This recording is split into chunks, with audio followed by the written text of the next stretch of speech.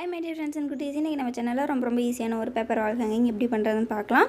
First வந்து நான் ரெண்டாக மடித்து ஒரு எல்லோ கலர் ஷீட் எடுத்திருக்கேன். அதை வந்து இப்படி இலை மாதிரி நம்ம ஃபஸ்ட்டு கட் பண்ணிக்கலாம்.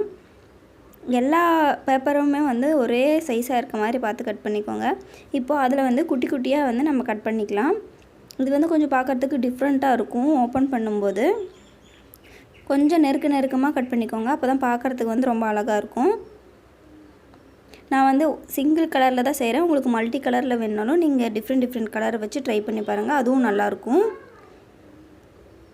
இப்போ பார்த்தீங்க அப்படின்னா 2 லீஃபும் ரெடி ஆகிடுச்சு. இதே மாதிரி நமக்கு நிறைய தேவைப்படும், அது எல்லாமே ரெடி பண்ணிக்கலாம். இப்போது அடுத்தது வந்து மேலே பூ வைக்கிறதுக்காக ஒரு 5x5 சென்டிமீட்டரில் ஒரு பேப்பர் எடுத்திருக்கேன். அதை இது மாதிரி ஃபோல்ட் பண்ணிவிட்டு மேலே வந்து ஆஃப் சர்க்கிள் மாதிரி ட்ரா பண்ணிவிட்டு அந்த கட் பண்ணிக்கலாம். நான் பென்சிலை ட்ரா பண்ணியிருக்கேன்ல, அது மேலேயே கட் பண்ணிக்கலாம். ட்ரா பண்ணிவிட்டு கட் பண்ணிங்க அப்படின்னா ஒரே ஈவனாக இருக்கும். இப்போ இதை வந்து ஓப்பன் பண்ணிட்டு சிசரை வச்சு இதை நல்லா வந்து இழுத்து விட்டுக்கலாம். அப்போ தான் வந்து பூ வந்து நல்லா மலர்ந்த மாதிரி இருக்கும். இப்போது ஒரு சைடு வந்து கட் பண்ணிவிட்டு ஒரு பெட்டல் மட்டும் தனியாக கட் பண்ணிடலாம். இப்போது அந்த கட் பண்ணியிருக்கோம்ல, அந்த பெட்டலில் வந்து க்ளூ அப்ளை பண்ணிவிட்டு இதை வந்து ரெண்டையும் ஜாயின் பண்ணிக்கலாம்.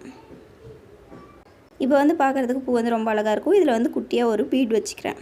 ஒயிட் கலர் பீட் வச்சா நல்லா பளிச்சுன்னு தெரியும். இது மாதிரி நமக்கு தேவையான பூ வந்து எவ்வளோ வேணுமோ அவ்வளோ செஞ்சு வச்சுக்கலாம்.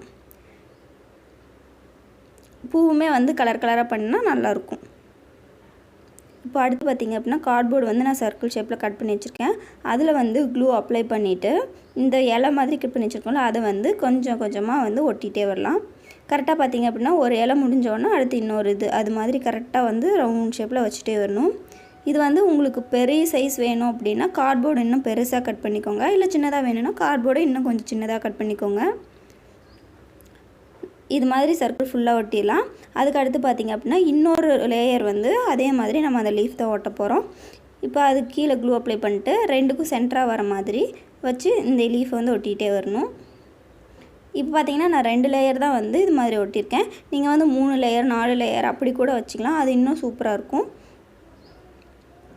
ஃபுல்லாக வந்து ஒட்டி முடிச்சதுக்கப்புறம் இதில் வந்து இப்போ வந்து பூவை நம்ம ஒட்டிக்கலாம். இது வந்து நீங்கள் ஃபோட்டோ ஃப்ரேமாகவும் யூஸ் பண்ணிக்கலாம், வால் ஹேங்கிங்காகவும் யூஸ் பண்ணிக்கலாம்.